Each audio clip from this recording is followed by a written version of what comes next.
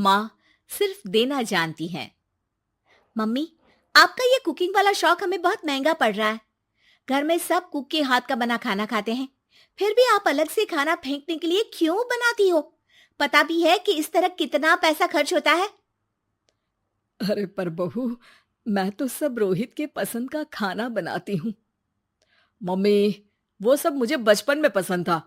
अब इतना तेल खिलाकर बीमार करोगी क्या? वैसे भी मैं पूरा समय कभी क्लाइंट तो कभी बॉस के साथ मीटिंग में रहता हूँ। इसलिए आप अपनी बर्बादी को मेरा नाम तो मत ही दीजिएगा। ये है पिंकी की सास निर्मला, जिन्हें सबको अपने हाथ का खाना खिलाना बहुत अच्छा लगता है, लेकिन राहुल और पिंकी को ये पसंद नहीं है। इसी के चलते वो निर्मला को खाना बनाने के लिए 10 बातें सुनाकर वहां से चले जाते हैं। मेरे मन में तो सिर्फ अपने बच्चों के लिए प्यार है, पर शायद अब उन्हें मेरी जरूरत नहीं है। मुझे गांव वापस चले जाना चाहिए।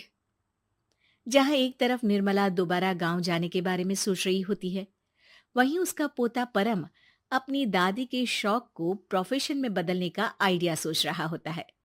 अगली सुबह निर्मला गांव वापस जाने के लिए कपड़े पैक कर ही रही होती है कि परम फोन लेकर दादी के पास पहुंचता है।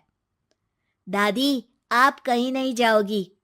अरे नहीं बेटा, मेरा गांव चले जाना ही ठीक रहेगा। इससे तुम्हारे मम्मी पापा की सारी दिक्कतें भी खत्म हो जाएगी। दादी, वो तो ना आपके आने से पहले कम थी और ना ही आपके जाने से खत्म होगी। उन्हें हमेशा पैसों की टेंशन में ही रहना है।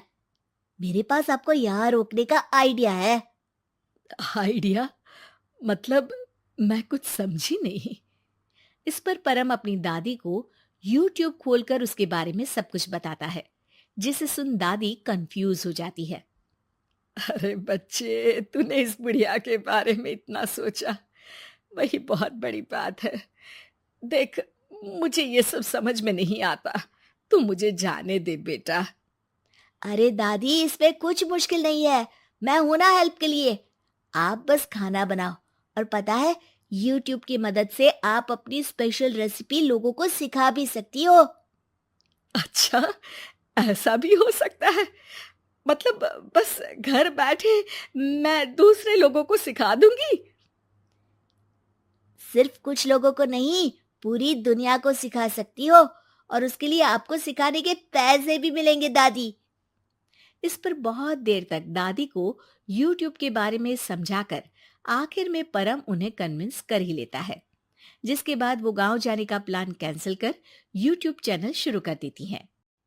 हमने ये शुरू तो कर दिया, पर इससे कहीं रोहित और पिंकी को दिक्कत ना हो बेटा।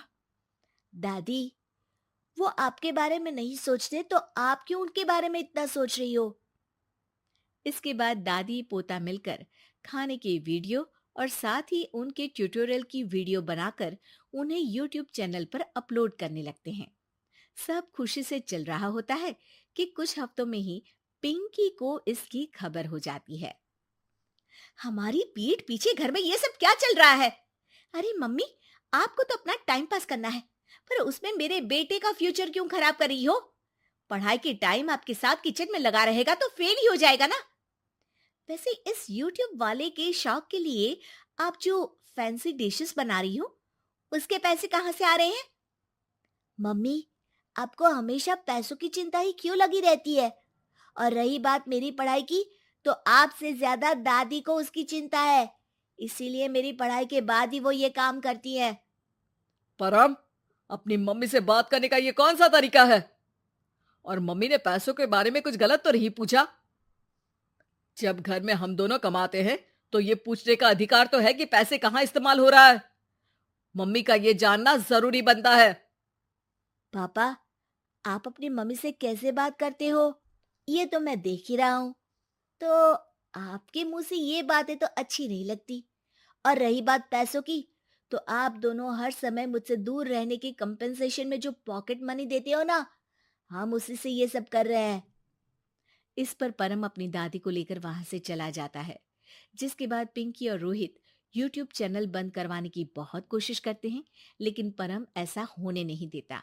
इसी तरह महीने बीत जाते हैं, पर चैनल का कुछ खास ग्रोथ ना देखकर निर्मला निराश हो जाती है। हम इतनी मेहनत करते हैं, फिर भी आज तक मैं तेरा 1 रुपया भी वापस नहीं कर पाई। अब तो रोहित ने तुझे पैसे देने भी बंद कर दिए और तेरी सारी सेविंग्स भी खत्म होने को आई है। बेटा, मुझे लगता है कि हमें ये सब बंद कर देना चाहिए। दादी, यूट्यूब चलने में मेहनत के साथ ढेर सारा सब्र भी लगता है। देखना, कुछ महीनों में सब सिर्फ आपको ही देखेंगे, और अगर फिर भी कुछ नहीं हुआ तो बंद कर देंगे। परम की बात से दादी मान जाती हैं और वो अपना काम जारी रखते हैं। अगले ही महीने पूरी दुनिया में लॉकडाउन लग जाता है, जिसमें सब घर में तो बंद हो जाते हैं, लेकिन साथ ही पिंकी की जॉब चली जाती है और रोहित के ऑफिस में भी ज्यादा अच्छे हाल नहीं होते। लेकिन वहीं लॉकडाउन के असर में निर्मला के सब्सक्राइबर्स और व्यूज बढ़ने लगते हैं। देखा दादी, मैंने कहा था ना, एक दिन सब आपको ही देखेंगे। अब तो आप बस रोज एक वीडियो अपलोड करो और जादू देखो। इसी के साथ लॉकडाउन के कुछ ही महीनों में निर्मला खाने वाली दादी के नाम से सारे सोशल मीडिया पर फेमस हो जाती है, जिस वजह से अब उन्हें यूट्यूब के पैसों के साथ पेड एडवर्टीजमेंट और पेड प्रमोशन भी मिलने लगते हैं। उन्हीं पैसों की मदद से निर्मला अब बेटे बहू की नौकरी ना होने पर घर का खर्चा भी चलाने लगती हैं, जिसे देख रोहित और पिंकी को भी अपनी गलती का एहसास होता है और वो सब मिलकर निर्मला को सपोर्ट